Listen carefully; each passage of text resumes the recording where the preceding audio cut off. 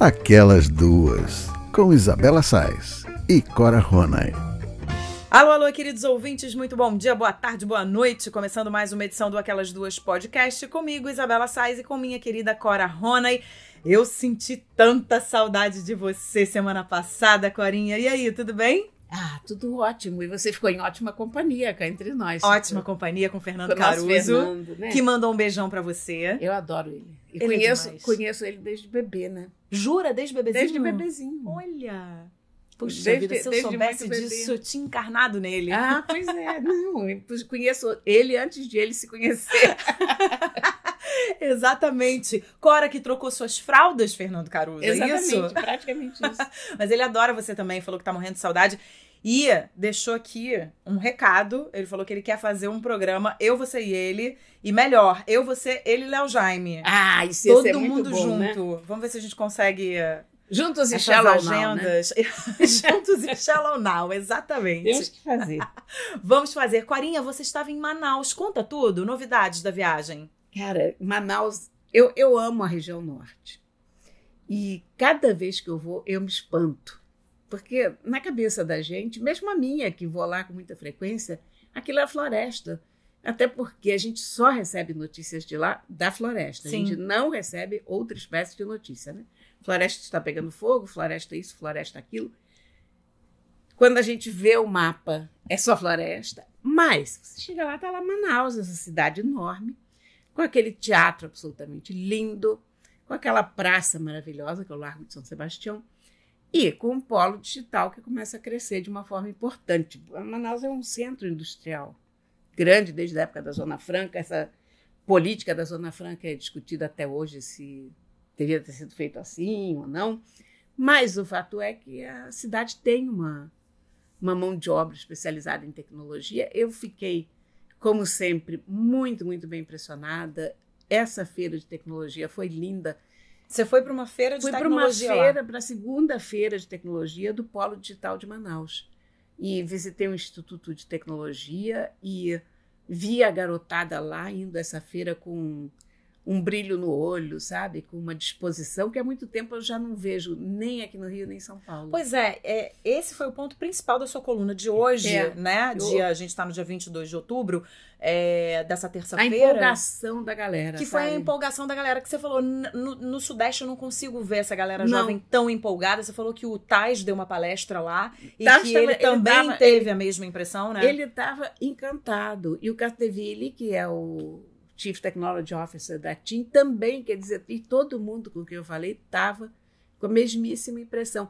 Gente, como essa garotada aqui é entusiasmada, como eles são empolgados, como é diferente a garra deles da garra daqui. Porque eu não sei se é porque aqui a gente tem mais opções, então tudo vira apenas mais uma coisa. Acho que é por isso. Eu não sei também se é a própria vocação de tecnologia da cidade, mas eu fiquei entusiasmada, sabe? Achei lindo e achei uma coisa muito bonita de se ver. E você postou nos seus stories um momento que você saiu. Aquilo Você foi estava lindo. saindo de algum lugar Saí e aí do encontrou... restaurante. Pois é, do restaurante aí encontrou uma banda tocando Beatles, com todo mundo na praça. Eu achei tão bacana. E aquela imagem que você postou me lembrou, assim, cidade de interior. Com todo mundo reunido na praça, vendo Porque um show. Manaus é, apesar de tudo, uma cidade, bem, primeiro muito interior, se for ver, bom, interior da Amazônia. Depois ainda é uma cidade de um tamanho administrável, são 2 milhões de habitantes. Já tem problema de violência na periferia, já tem Comando Vermelho, PCC, todas essas porcarias já estão lá. Uhum. Mas ainda tem uma coisa boa, sabe, de uma cidade de um tamanho normal.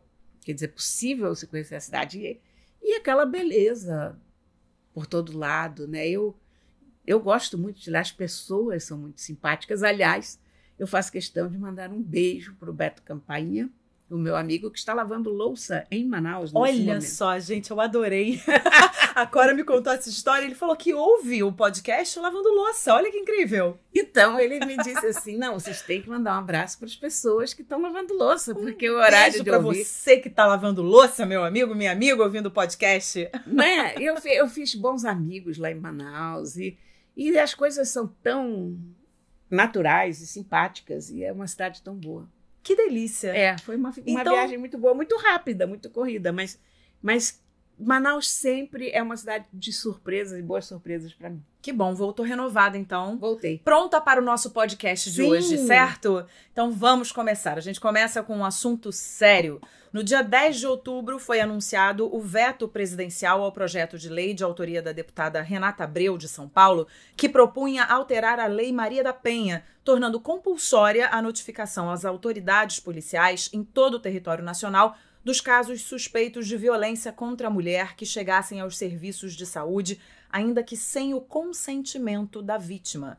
O veto foi muito criticado por uns e aplaudido por outros, e dessa vez parece ter dividido até o movimento feminista. Quem apoia a denúncia compulsória fala da importância em dar fim à subnotificação de casos de violência contra a mulher, da rapidez de tomar conhecimento sobre as agressões e assim mapear a área do crime e localizar o agressor. Já quem é contra diz que a mudança pode criar uma nova barreira para que a mulher se sinta à vontade e protegida no serviço de saúde e que é preciso apoiar essas mulheres para que elas se fortaleçam e se sintam prontas para fazer a denúncia. A juíza e escritora Andréia Pachá escreveu sobre o assunto no último domingo e contou que quando viu a notícia ficou indignada.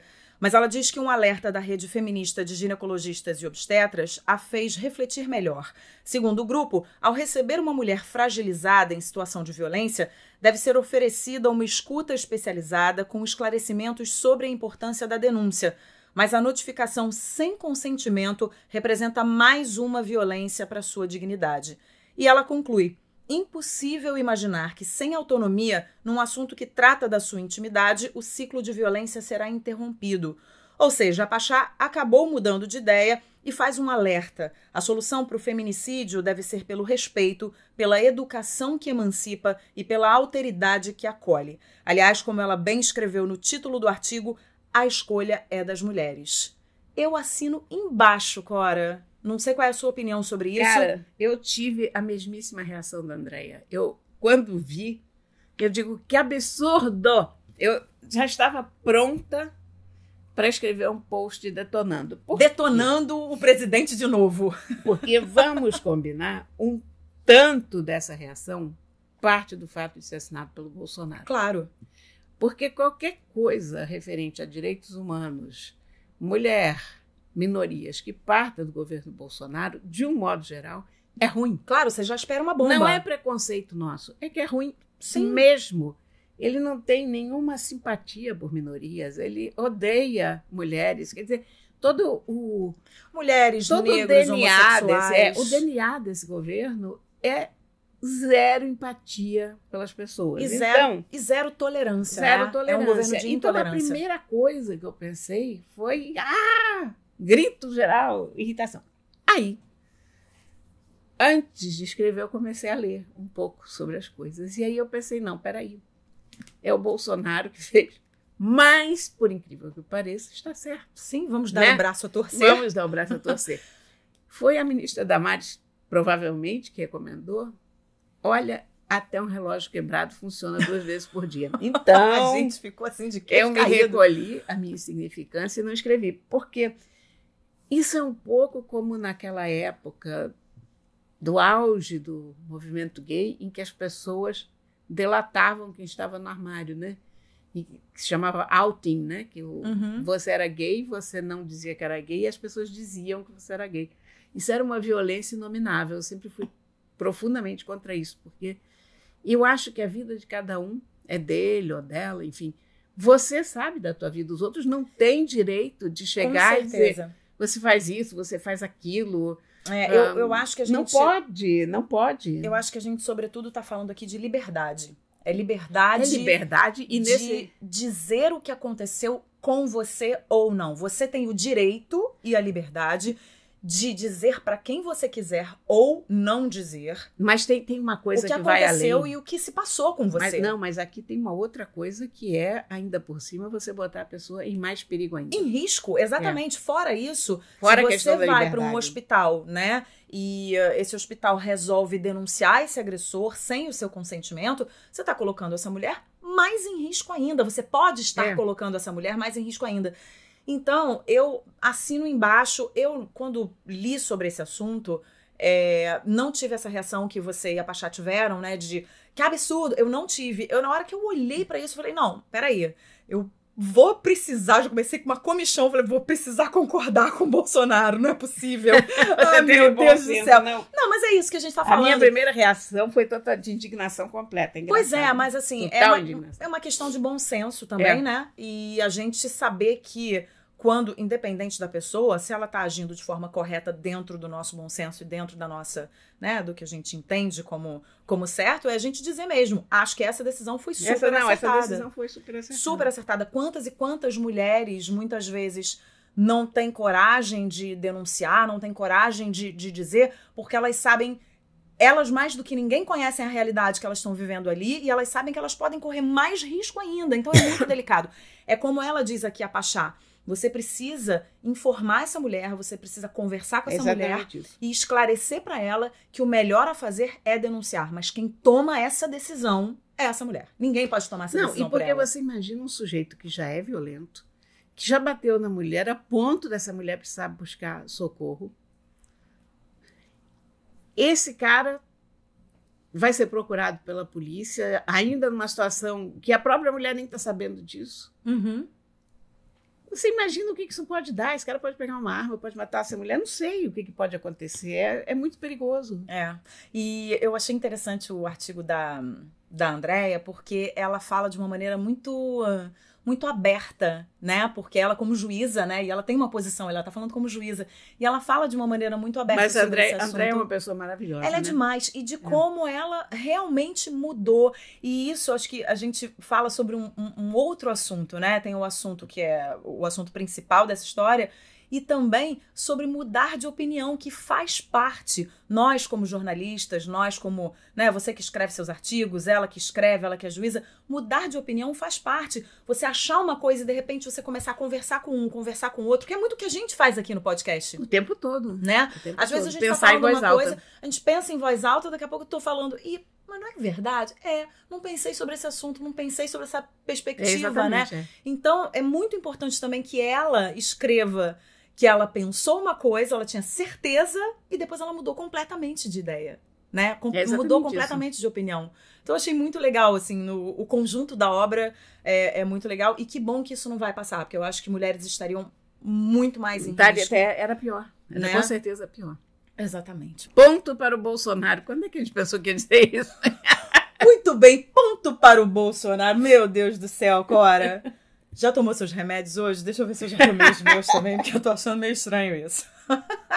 Mas vamos mudar de assunto e a gente fala agora sobre o valor do tempo.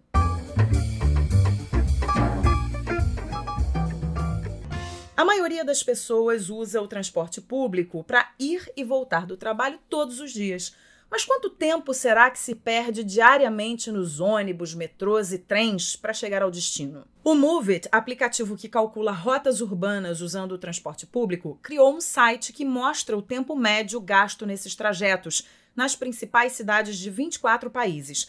O levantamento considerou só os dias de semana e os trajetos de ida e volta, sem levar em conta imprevistos ou pessoas que trabalham numa cidade e moram em outra. Das cidades brasileiras que aparecem na lista, Goiânia é a que apresenta o maior tempo de deslocamento, com uma média de 98 minutos. A segunda posição ficou com um empate entre Recife e Brasília, onde são gastos, em média, 96 minutos por dia.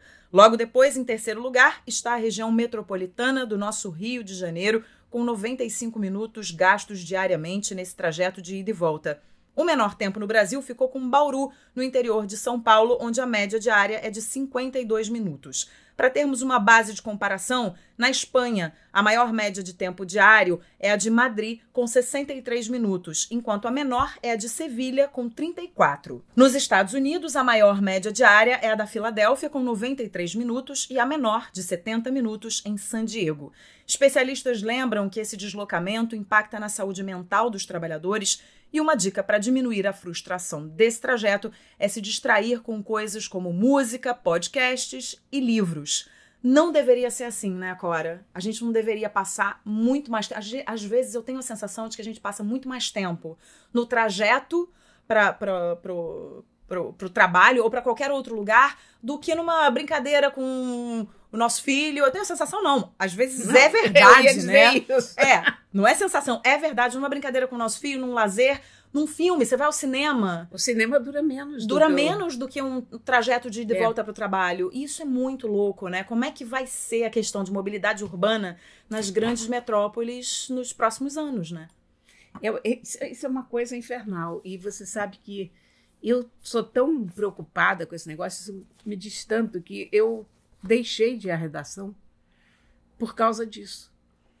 Por causa do trânsito. Porque no momento em que eu deixei de editar o caderno, quando deixou de existir o Informática, etc., no Globo, eu continuei no jornal como colunista. Então, como colunista, eu podia ou continuar indo à redação ou ficar em casa, tanto faz. Uhum.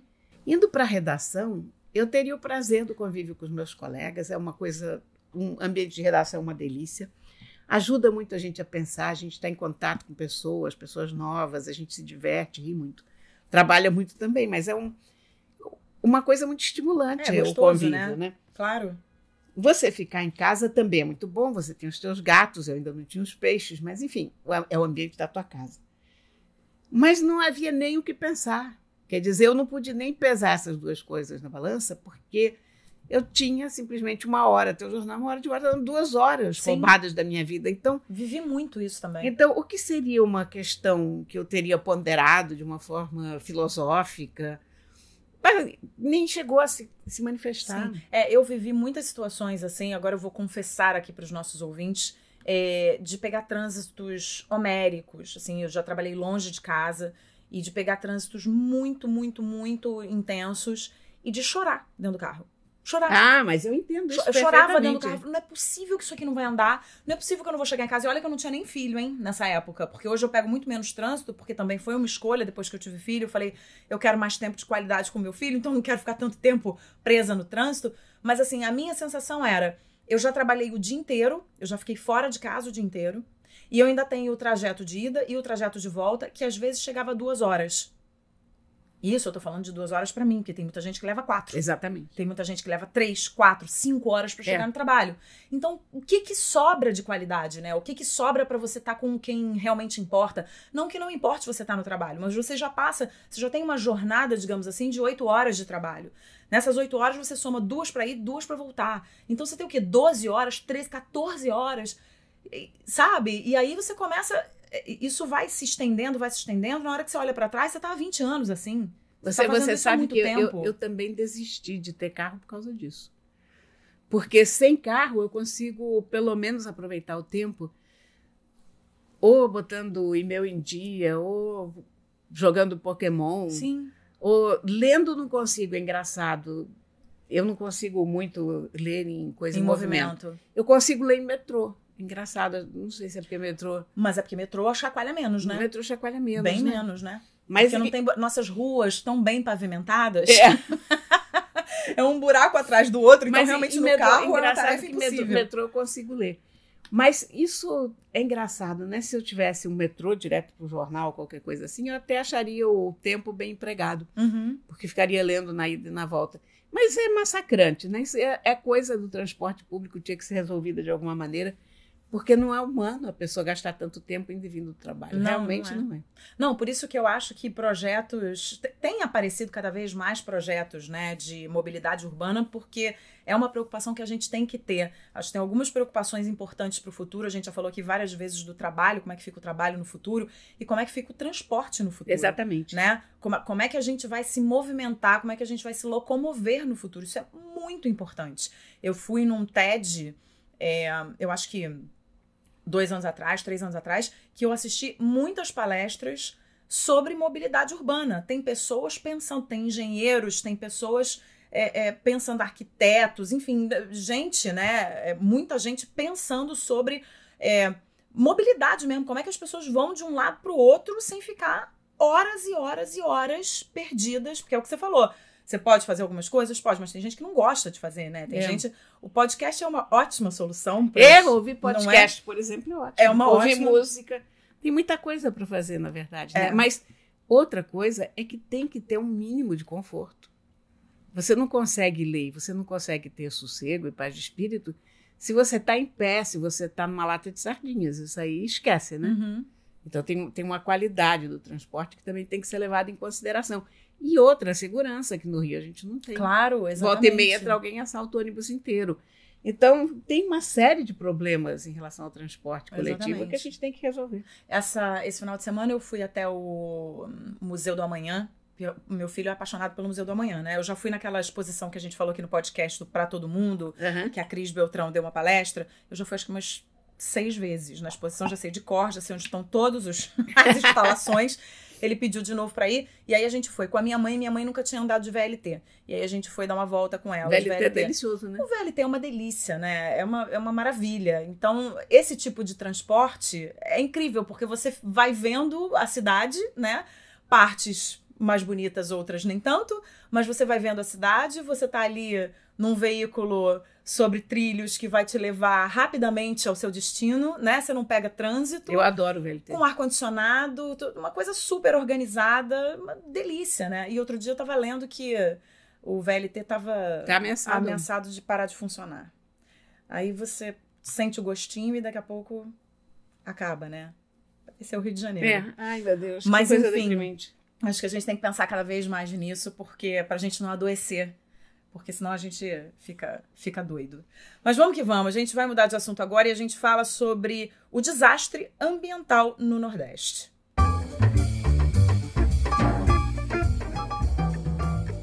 O Brasil vive atualmente mais um grande desastre ambiental. Manchas de petróleo se espalharam pelo oceano e chegaram às praias do Nordeste. Os primeiros sinais da substância apareceram no início de setembro em Pernambuco. Segundo o balanço divulgado na última segunda-feira, dia 21, a poluição já alcançou 200 localidades em 78 municípios de 9 estados. Além de Pernambuco, chegou a Alagoas, Bahia, Ceará, Maranhão, Paraíba, Piauí, Rio Grande do Norte e Sergipe.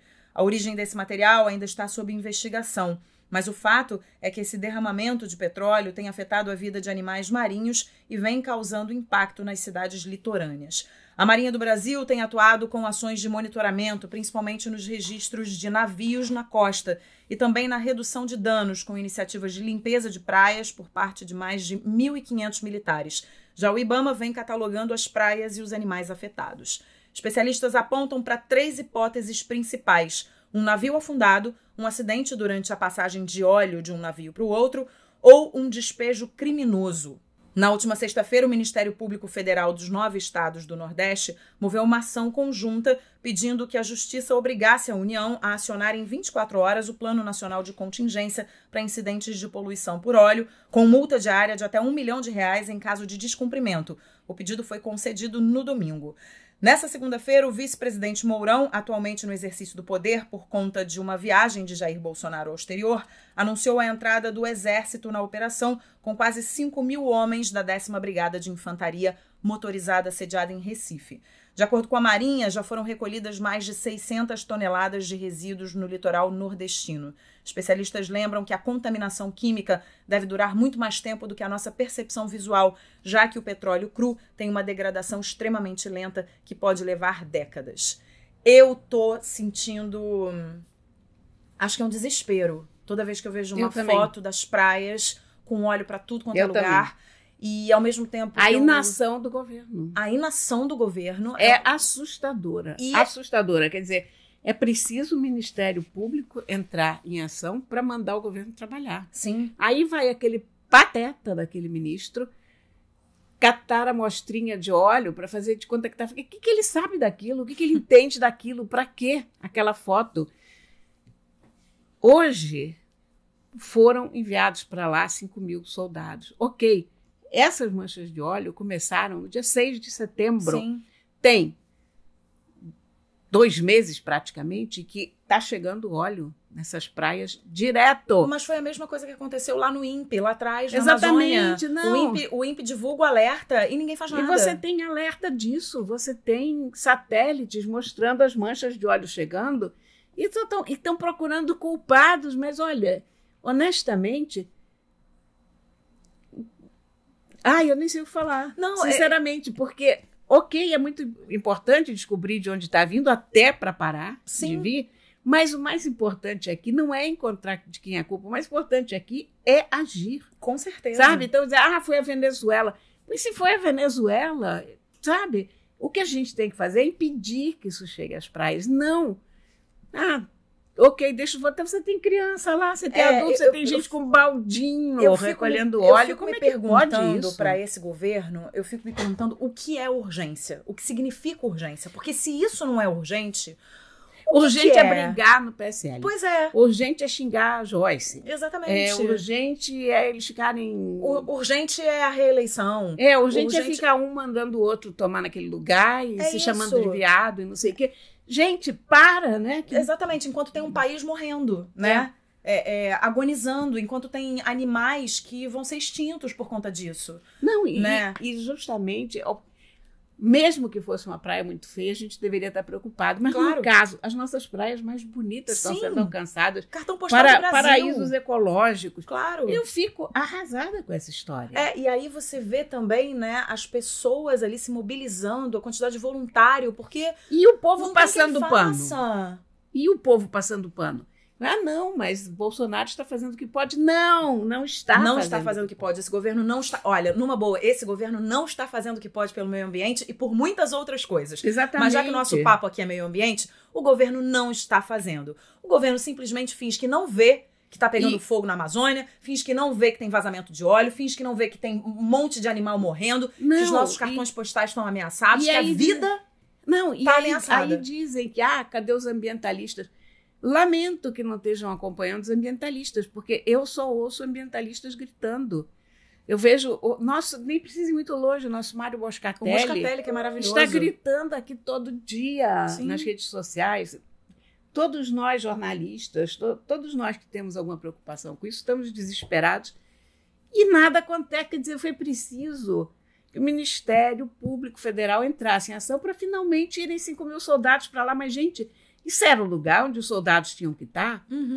Em primeiríssimo lugar. Sim. Chegou uma mancha de óleo, corre todo mundo para lá. Sim. E também há de se fazer um trabalho para prevenir que isso aconteça também. Porque a prevenção também não existe nesse governo. Não vão prevenir nada. Aí na hora que acontece, demoram sei lá quanto tempo para tomar uma atitude. E toma uma atitude porque é forçado a tomar. Porque se não fosse forçado a tomar, estava fazendo o quê? O que o ministro está fazendo? Nada. Né?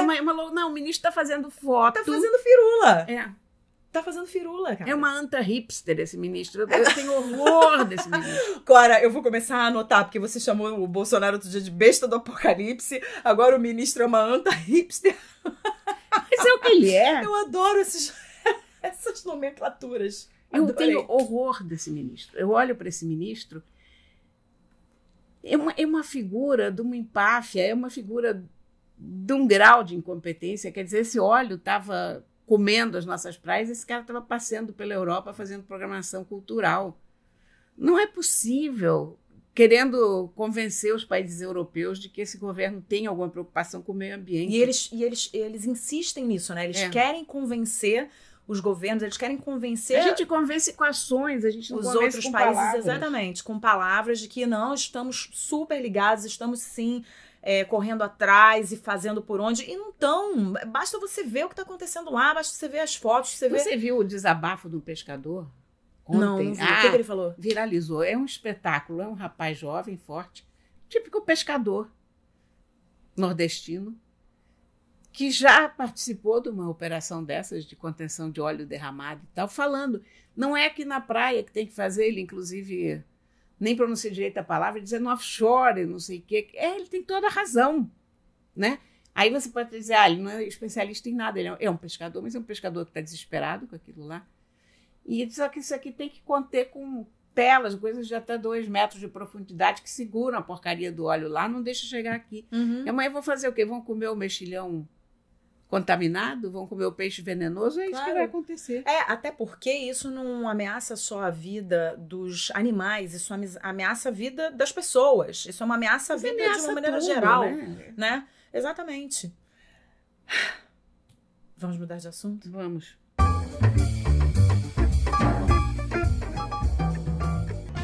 Eu quero saber o seguinte, você já leu algum livro que a gente indicou por aqui?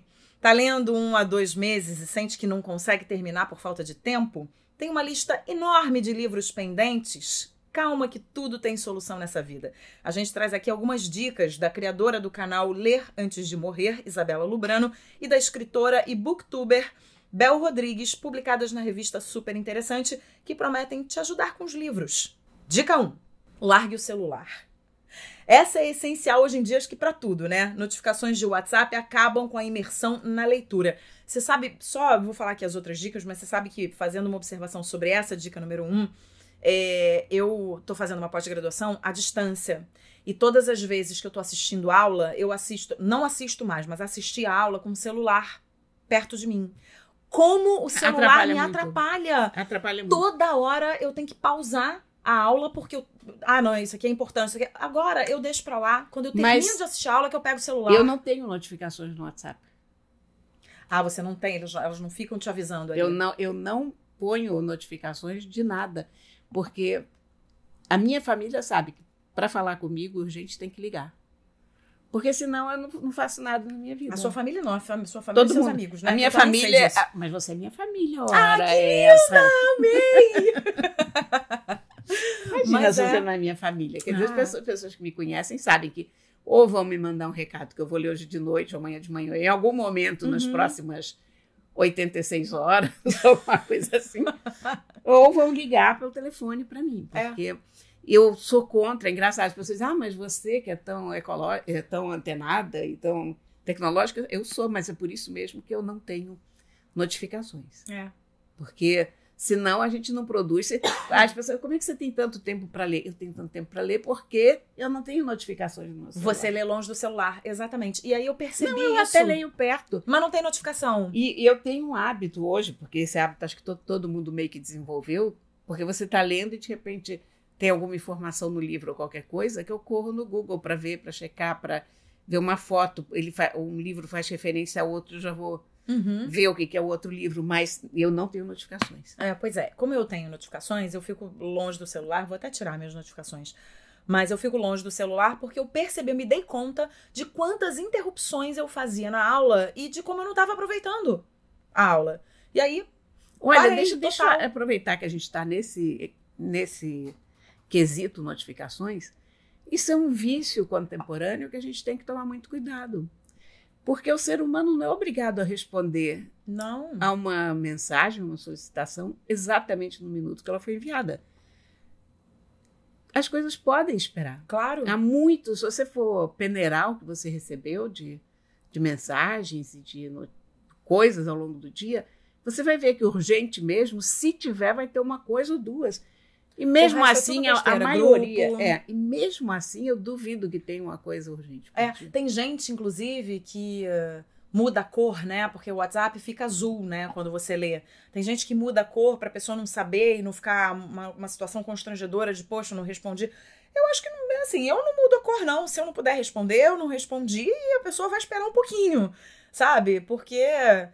sei lá, isso que você está dizendo, a gente não é obrigado a responder naquele momento. E a gente cria uma urgência pra gente. A gente está se escravizando diante desses aplicativos, dessas A vantagem da gente ter 66 anos é que a gente pode não responder imediatamente. Pode tudo, né? Mas eu tenho 43 e também... Isso. Também me a vantagem de ter 43 anos, né? Eu me permito. A vantagem de ter 22, a vantagem de ter... essa, né? Isso pode ser vantagem em qualquer idade, é só você escolher, né? Exatamente. Isso pra você. Bom, então vamos seguir aqui. Dica 1, então, é essa, de ficar longe do celular. A dica 2.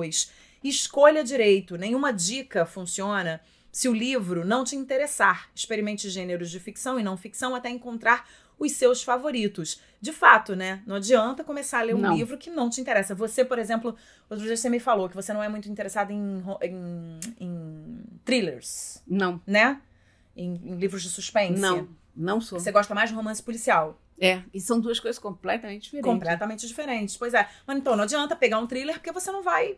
Provavelmente você não vai se empolgar com a leitura. Eu vou largar nas primeiras páginas. Pois é. E hoje eu tenho maturidade suficiente para largar o livro depois que comecei, porque antigamente eu me obrigava a ler até o fim. Eu também. Hoje não. Hoje eu começo a ver que eu não estou gostando. Pum, largo, porque a vida é curta. Eu também me obrigava. Mas hoje em dia eu também não me obrigo, não. Não gostei, já larguei. Pronto, né? Há muitos livros esperando a fila com fila. Exatamente. A fila tem que andar. Dica 3. Não gostou? Exatamente. Parta para muito outra. Importante. Isso mesmo. Se o livro estiver chato, desencane. Ler é hobby e não obrigação. Isso mesmo. Dica 4. Prepare o terreno. Os livros precisam ser incorporados à sua rotina. E aí ela fala um pouco mais depois sobre o ambiente que você está lendo. Você tem alguma preferência de onde você gosta de ler? Eu tenho 2 lugares em que eu gosto de ler muito. Eu gosto de ler muito deitada na minha cama ou espichada no meu sofá na sala. Quando eu leio na sala, eu leio em livro de papel, porque tem uma luz maravilhosa da janela que bate em cima do livro. Fica ótimo, fica ótimo de ler. E na cama eu leio basicamente, basicamente não, mas eu leio muito em Kindle. Porque o Kindle é uma maravilha quando você vai dormir, você não precisa nem ligar a luz, nem nada. Tá? Sim.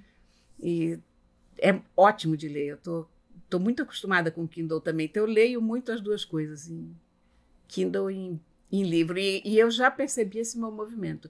Na sala, livro em papel, Kindle no quarto. Eu prefiro ler deitada também, mas o que acontece comigo é que se eu estiver lendo deitada e se for à noite... Chama-se a isso 2 páginas, pois é, são 2 páginas e eu já tô às vezes eu leio também aqui na mesa. Aqui, sobretudo, eu leio quando eu estou escrevendo alguma coisa sobre livro, Sim. ou quando é alguma coisa que eu acho que vai me render alguma coisa para o trabalho, aí eu leio aqui. E muitas vezes o que acontece é de eu pegar um livro, começar a dar uma olhada no livro aqui na mesa, e quando eu olho, passaram-se 3 ou 4 horas e eu fiquei lendo o livro aqui na mesa. Na leitura, tá lendo. Mas quando eu começo a ler assim, de propósito, que comecei a ler, nunca é aqui na mesa. É sempre deitada ou no sofá. Sempre espichada no sofá ou na cama. Muito bem. Bom, esse barulho que vocês ouviram agora, que foi provavelmente um vocês ouviram, unicórnio, um delicado unicórnio branco. O que é isso que ela tá dando coice, gente? Tava fazendo assim com a pata. É porque ela machucou a pata quando pulou. Ah, tá. Eu falei, gente, uma gata, unicórnio, cavalo. Aqui na casa da Cora, gente, tem cada coisa que vocês não acreditam. Bom, dica 5. Enturme-se. Busque canais literários no YouTube e redes sociais especializadas. Conversar sobre livros mantém o interesse vivo. Você gosta de fazer esse tipo de coisa? De discutir? Você gosta de clube de leitura? Nunca gostei. Não? Não. Nunca gostei. É engraçado. Eu tenho vários amigos que participam disso e gostam muito e têm aulas sobre os livros e chamam professores e fazem grupos. E eu nunca consegui entender o barato disso. Não sei. Dá vontade. Essa é uma coisa que eu nunca consegui curtir. Eu nunca participei também de clube de livro, de clube de leitura, enfim, de ler um livro e depois comentar e fazer rodas. Tem gente que faz o grupo enquanto lê, né? Quer dizer, vai lendo junto. Para mim, ler é uma coisa individual, não é um esporte coletivo, mas sei lá, vale tudo. E eu acho, assim, as dicas aqui, a gente foi até a número 5, se quem quiser ler a matéria inteira, tá na super interessante, mas eu acho também que, independente de todas essas coisas aqui, eu acho que para você ler é um hábito, né? Então, é um hábito que você cria desde pequena, né? Eu acho que eu vejo pelo meu filho, assim, ele tem muito livro, ele pede para ler, porque a gente sempre tá apresentando novidades para ele. Eu não sei como é que foi para você, assim, mas eu sempre vi muito.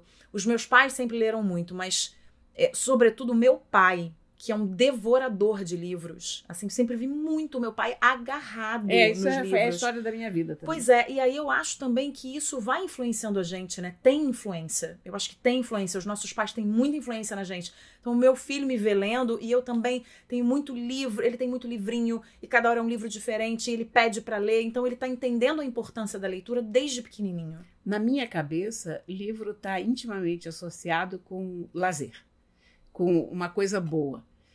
Então, eu tenho até uma certa culpa de ler, sabe? Eu, quando passo muito tempo... E olha que eu ainda posso até alegar que eu leio em função do meu trabalho, que é verdade, Sim. porque eu volto e meia escrevo sobre livros.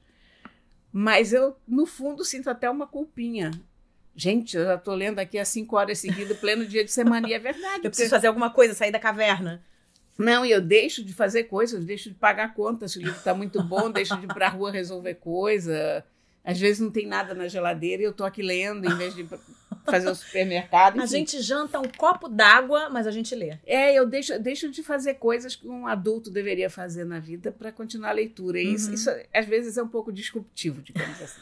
Mas você acha que a sua família tem uma responsabilidade aí no seu amor pela leitura? Ah, meu pai, total. Tem, né? Minha mãe também, vem da família. Meu pai era 100%... Eu nunca vi meu pai sem livro na mão. Era assim, uma extensão do meu pai. Acho que meu pai tomava banho com o livro na mão. Não sei porque eu nunca entrei no banheiro para ver, mas eu tô convencida disso. Agora, por que você acha, Cora, me ocorreu aqui, que nós não somos um país leitor? E eu acho, olha, tem uma explicação simplíssima. Nós somos um país muito solar. Um país que vai à praia. Você acha que tem a ver com isso? Eu acho muito. Eu acho, porque todo mundo diz, a Alemanha é um país de filósofos. Eu digo, claro, um país que não tem sol, né? A Suécia, claro.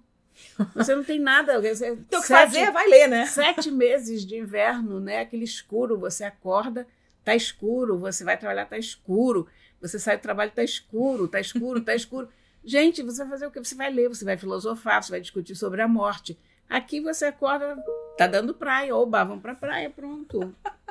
Tá explicado, eu acho que basicamente, né? É isso. Tá bom. Olha, chegamos ao fim do nosso programa com as nossas dicas. Tem dicas, Corinha? Hoje, pensou em alguma coisa? Olha, por acaso eu não pensei, mas eu vou sugerir Beatles, porque eu ouvi aqueles Beatles de Manaus. Gente, aquilo foi tão lindo de ver, porque era um grupo de coroas tocando Beatles, uns senhores de seus 70 anos, cabeça branca, tocando Beatles, muito bem, cantando muito bem.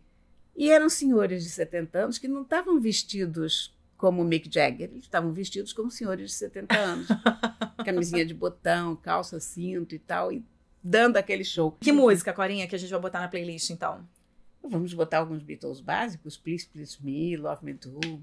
Já tem um monte lá, né? A gente tem que ver se essas já estão. Já pusemos Beatles, né? Eu já botei um monte. Ah, já botou? Já botei um monte. Mas eu não sei se essas. A gente Beatles confere depois e sempre bota. É uma coisa maravilhosa. Sempre bem-vindo, né? Onde quer que a gente... Às vezes eu passo, sei lá, meses sem ouvir Beatles. Porque a gente pensa, não, Beatles, né? Tá ok. E aí, de repente, você ouve o primeiro acorde de uma daquelas músicas e volta tudo. Assim, Beatles. É demais, né? É demais. É sempre bom. E a qualquer hora é hora de Beatles também. Bom, minhas dicas. Eu tenho 2 dicas aqui. Já que a gente falou de literatura agora no finalzinho do programa, eu tenho a dica do Leiturinha. O Leiturinha é um clube de livros infantis que incentiva os pequenos a ler. Eu assino o Leiturinha. É muito legal. Uma vez por mês chegam livros na sua casa. É lindo isso. É muito bom. Ele vem embrulhadinho. Ele tem toda uma identidade visual, todo bonitinho. Ele tem um cheirinho gostoso que as crianças adoram. A curadoria é incrível e eu acho que vale muito a pena para, principalmente, assim, não é o meu caso, mas para pais, às vezes, que não têm muita disponibilidade de ir em livraria caçar livros legais para os filhos. Esse livro vem à sua casa. Você só faz uma assinatura, como se você fizesse uma assinatura de um jornal, né? Então, esse livro vem à sua casa. E eles vão mandando, você informa o que seu filho mais gosta, você informa a idade, e eles vão mandando os livros que são próprios para aquela idade. Né? Então, eles vão acompanhando o desenvolvimento do seu filho e vão entendendo que livros são próprios para aquela idade e para os interesses do seu filho. Então, é super bacana. Você tem vários planos que você pode assinar, do mais barato ao mais caro, e chama Leiturinha. É só você acessar na internet, digita lá Leiturinha no Google, que vai aparecer todas as informações. E eu acho super bacana. E depois que o Leiturinha começa a chegar, depois de um tempo, a criança começa a esperar o Leiturinha. Então, o meu filho já me pergunta, mamãe, esse mês já teve leiturinha? Que bom, então é né? muito legal também, porque faz parte da criação do hábito da leitura. Né? Cria uma expectativa positiva. Uma né? expectativa positiva. Então tá aí, a minha dica de literatura é o Leiturinha. E de música, eu ouvi essa semana na nossa playlist que eu tinha colocado, e eu normalmente, quando eu ouço a nossa playlist lá no Spotify, eu boto no aleatório. E vão pipocando as músicas. E eu não lembro, tem mais de 300 e tantas músicas. Quer eu não dizer, lembro boa a que eu já nossa botei. playlist, né? Tá boa demais. A gente tem Muito jeito, a boa. gente leva jeito pra isso, né? Leva muito jeito. Corinha, eu acho assim, quando a gente se aposentar, a gente pode virar DJ. Podemos fazer Se playlists. bem que quando a gente se aposentar, uma máquina estará fazendo esse trabalho. Ah, sim, quando não você haverá tem mais inteligência DJs. artificial. Não é? Esse assunto está me Vai saber ocupando tudo tanto a que cabeça. você vai saber tudo que você quer e vai fazer a melhor das playlists. Não é? Então, e aí eu ouvi no aleatório, veio o Concrete Jungle na voz da Cell. É uma música que eu adoro. Tem a ver com o que a gente falou aqui de mobilidade urbana, né? Concrete Jungle. Tem. Então, essa é a minha dica. Eu adoro a Cell, eu acho ela uma voz, adoro a voz dela. Acho o trabalho dela super interessante. Eu botei essa música já tem tempo. Não me lembrava que eu tinha colocado essa música. Essa música pipocou pra mim e eu adorei ouvir na voz da Cell. Então tá aí, Concrete Jungle, Beatles e o resto é ser feliz. É ter uma ótima semana. Né, Corinha? Exatamente. Vamos torcer pra que Aliás, agora eu reparei que eu falo a palavra exatamente muito. Eu tenho que me checar, tenho que me policiar. Mas eu também falo muito exatamente. Mas a gente tem que se policiar. A gente costuma ter uns vícios de linguagem, né? É verdade. Outro dia eu também percebi que eu falo muito exatamente. Paulão, por favor, corte os exatamente. Que estão em excesso nesse programa e em todos os outros. Coitado, imagina se ele pega desde o 1 para cortar os exatamente, não vai fazer mais Paulão nada, né? É o nosso editor maravilhoso. Que no caso é meu marido, tá, gente? Que aqui a gente trabalha em família. Não é? Vocês veem, uma grande família. Uma grande família. Essa família é muito unida. Ó, mais uma dica de música. Essa música é maravilhosa, essa né? música é muito boa. E nos lembra de um seriado incrível, né? Que é A Grande Família. Delicioso. Que, pô, marcou a vida de muita gente. E que pena que acabou, né? Se bem que eu acho que acabou. Mas acabou, tudo tem uma época, tudo né? Tem, Chega, tudo tem pronto, seu tempo, deu. né? Acabou na hora que tinha que acabar e só deixou boas lembranças. Então é isso. Bom, terminamos, Corinha. Ótima semana pra você. Ótima semana. Semana que vem estamos de volta, com certeza. Com certeza absoluta. Então vamos lembrar do nosso e-mail, que é o aquelasduaspodcast@gmail.com. E a gente também tem um perfil onde mesmo? No Instagram. No Instagram, que é o @aquelasduaspodcast. Segue lá a gente, pode fazer o seu comentário, deixar a sua dica, deixa a sua pauta lá, a sua sugestão de pauta, que a gente agradece. Grande beijo, ótima semana e até semana que vem. Aquelas Duas, com Isabela Sais e Cora Ronay.